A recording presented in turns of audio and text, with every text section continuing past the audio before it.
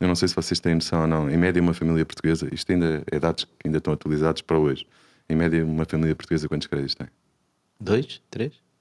Ainda mais? Podemos entrar no leilão? Estás a falar de 2, sério? 3. Bora. Mais do que 2, Bora, 3? subam, bora. 5? Nós, Mais. Não acredito. 10.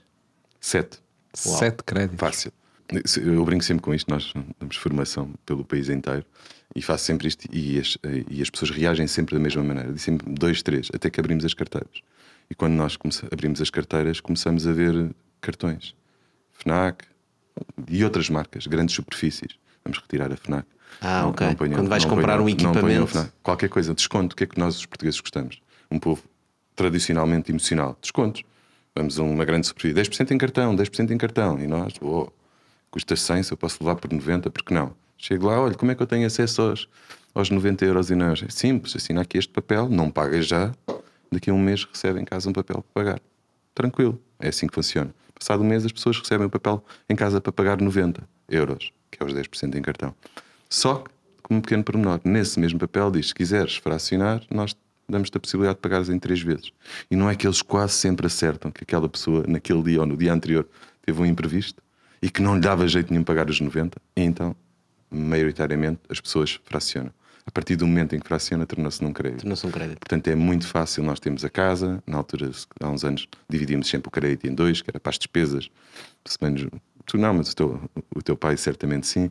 Não estou a dizer que fez isso, mas há uns anos atrás. Sim, havia sempre a parte da casa e a parte das obras. Exato. Havia sempre o empréstimo dividido em 2. Eu também tenho isso. Depois tu ias ao banco para teres um melhor spread e dizias, se fizeres aqui um PPR, mas eu não tenho dinheiro para o PPR. Mas nós financiamos o PPR, depois o carro, depois foste de férias e fizeste o crédito das viagens, depois chegaram os livros dos miúdos e não havia dinheiro para os livros dos miúdos e utilizaste mais um cartão para pagar os livros e ainda não chegámos aos descontos, não é? Portanto, em média, isto quer dizer que há famílias com 20 e tal, e não são assim tão poucas, não é?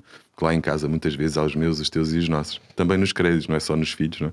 Hoje em dia cada vez é mais habitual, os meus, os teus e os nossos, mas também nos créditos há os meus, os teus e os nossos. Portanto, quando isto tudo somado é um desafio.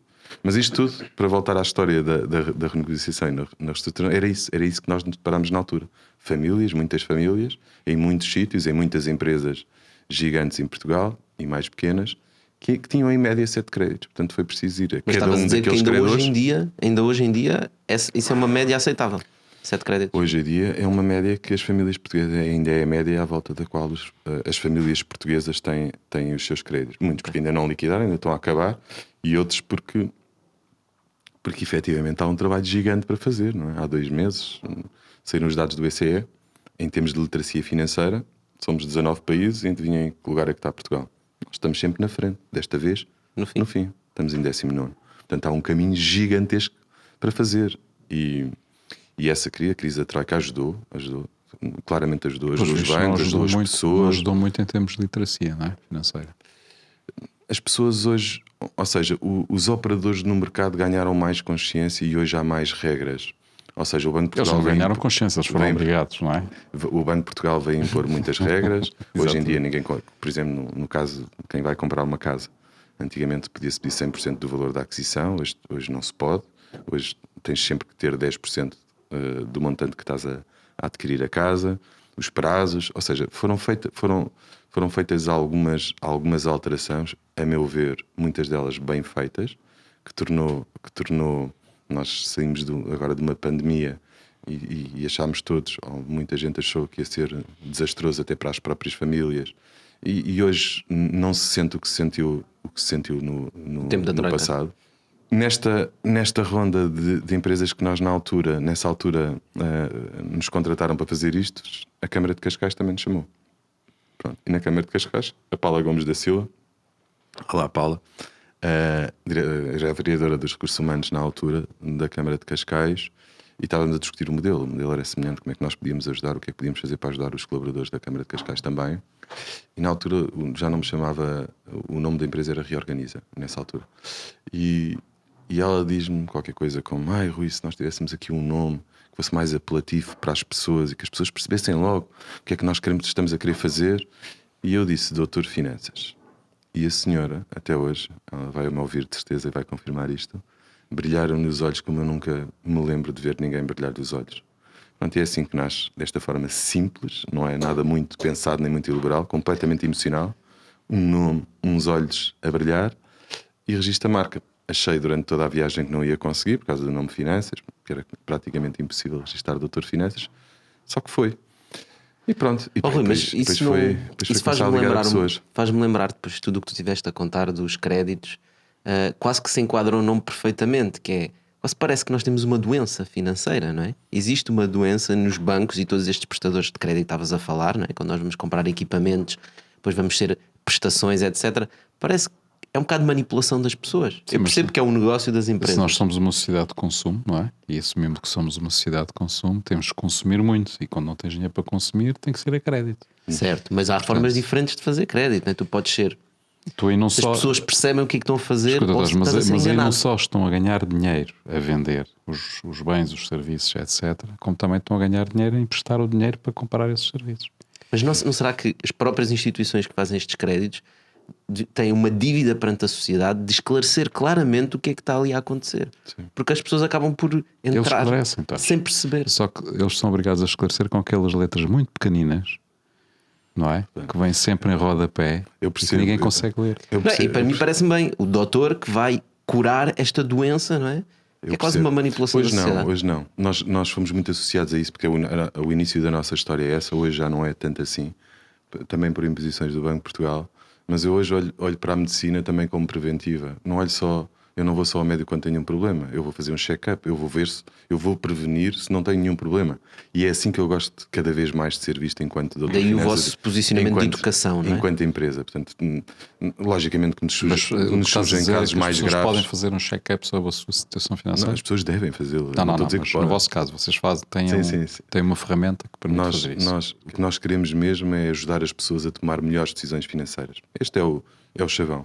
E arranjámos duas formas de as fazer. Uma que nos financia e outra que oferecemos à sociedade, que devolvemos à sociedade. A que nos financia é porque somos intermediários de crédito. Somos registados no Banco de Portugal, temos uma licença do Banco de Portugal para poder operar em Portugal, e o que nós fazemos é ajudamos as pessoas a encontrar as melhores soluções no mercado. Sejam elas através de um crédito pessoal ou de um consolidado, sejam elas, e em grande maioria da nossa atividade enquanto intermediário de crédito hoje em dia, tem a ver com o crédito de habitação, a origem. Quando eu saí em 2007 e abri a minha primeira empresa, 90% da faturação hoje em dia do Doutor Finanças advém de levarmos crédito de habitação, de ajudar pessoas a levar crédito de habitação para os bancos. Maioritariamente pessoas que estão à procura de casa, maioritariamente mais de 70% dos casos que nós tratamos hoje. Imagina, vais comprar uma casa, em vez de ir aos bancos todos, recorres ao Doutor Finanças, primeiro para te explicar o financeiro e tornar uma linguagem que seja perceptível. Por outro lado, porque nós sabemos o que é que os bancos todos fazem, não é? Temos o know-how de saber o que é que cada banco faz hoje.